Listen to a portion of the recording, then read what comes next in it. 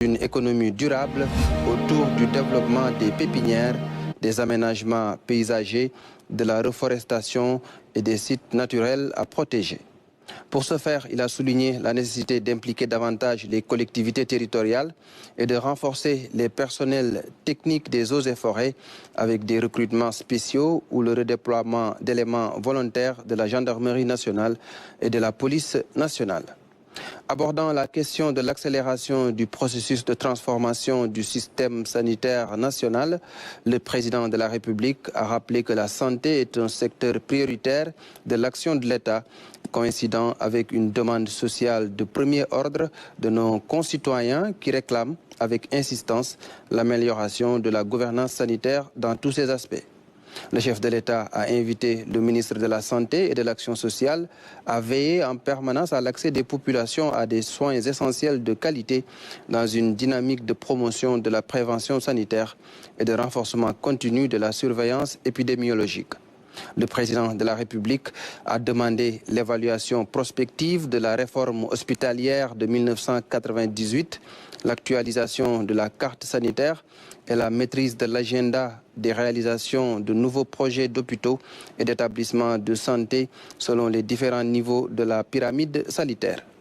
Il a aussi prôné la digitalisation intégrale des services de santé et de l'information sanitaire, le contrôle des activités des établissements privés de santé, l'amélioration de la prise en charge de la santé communautaire et la stabilité sociale à la faveur d'un dialogue social responsable avec les syndicats du secteur de la santé. Le chef de l'État a aussi souligné la nécessité de la généralisation du management de la qualité dans les établissements de santé, particulièrement la certification de la qualité des soins prodigués dans les services d'accueil et d'urgence, mais également la régulation soutenue des activités relatives à la pharmacie et aux médicaments. À ce titre, il a appelé le gouvernement à renforcer la pharmacie nationale d'approvisionnement, PENA, et de repositionner l'entité publique dans la mise en œuvre de la stratégie de souveraineté pharmaceutique.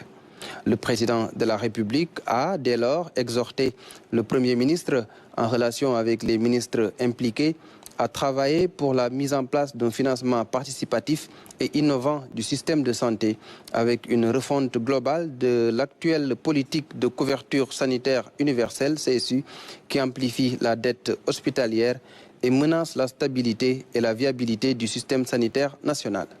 Le chef de l'État a, par ailleurs, évoqué la question de la consolidation de la paix et du développement durable de la Casamance, notamment le retour massif de familles déplacées noté ces derniers mois. Il a indiqué que ce processus marque un tournant majeur dans la consolidation de la paix et la relance des activités économiques et sociales dans les régions administratives de Ziguinchor, Kolda et Sédhiou. Le président de la République a demandé au Premier ministre et à l'ensemble des ministres impliqués d'accompagner les populations concernées dans leur réinstallation adéquate. Enfin, le chef de l'État a rappelé au Premier ministre l'urgence de finaliser pour la prochaine loi de finances le programme intégré de développement durable de la Casamance, PIDEC. Ce programme ambitieux et multisectoriel va matérialiser dans le cadre du projet la volonté soutenue de l'État d'assurer la stabilité économique et sociale de cette région naturelle au potentiel exceptionnel. Dans sa communication, le Premier ministre s'est tout d'abord appesanti sur la problématique de l'inclusion dans notre système éducatif des enfants vivant avec un handicap. À cet égard, il a engagé les ministres de l'Éducation nationale, de l'enseignement supérieur et de la formation professionnelle à accorder la priorité qui sied à la construction de nouveaux instituts spécialisés, au renforcement du système des assistants de vie scolaire et à la facilitation de l'obtention de la carte d'égalité des chances. Il a également relevé l'urgence attachée à l'intégration de la langue des signes dans la formation des instituteurs et professeurs, ainsi qu'à l'amélioration de l'environnement pédagogique et logistique des enfants scolarisés vivant avec un handicap. Abordant la question de la prise en charge de la période de soudure durant l'hivernage, le Premier ministre a souligné la vigilance particulière à exercer au niveau de certaines zones du pays pour garantir la sécurité alimentaire. Dans ce cadre, il a informé le Conseil de la tenue sous sa présidence la semaine prochaine d'une réunion avec les départements ministériels et les structures concernées en vue d'apprécier la situation exacte sur la base des données de terrain les plus récentes et d'arrêter les mesures idoines de riposte et d'atténuation. Par ailleurs, le Premier ministre a demandé au ministre secrétaire général du gouvernement, en relation avec le ministre des Finances et du Budget et le ministre de la Fonction publique et de la Réforme du secteur public, de prendre les dispositions appropriées afin de soumettre au Conseil des ministres au cours du mois de septembre 2024 les projets de décret d'application de la loi d'orientation relative au secteur public, au suivi du portefeuille de l'État et au contrôle des personnes morales de droit privé bénéficiant du concours financier de l'État. Il s'agit notamment des projets de décret relatifs à l'appel à candidature pour le recrutement des chefs d'organes exécutifs des entités du secteur parapublic, au fonctionnement de l'organe délibérant des entités du secteur parapublic, au statut type applicable aux sociétés nationales ainsi qu'à l'organisation et au fonctionnement du comité de suivi du secteur parapublic.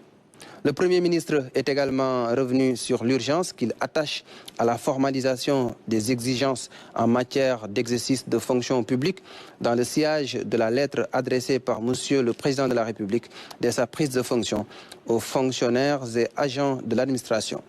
Dans ce cadre, il a demandé au ministre concerné de soumettre au Conseil, au mois de septembre 2024, le projet de loi portant Code général d'éthique et de déontologie des agents du secteur public.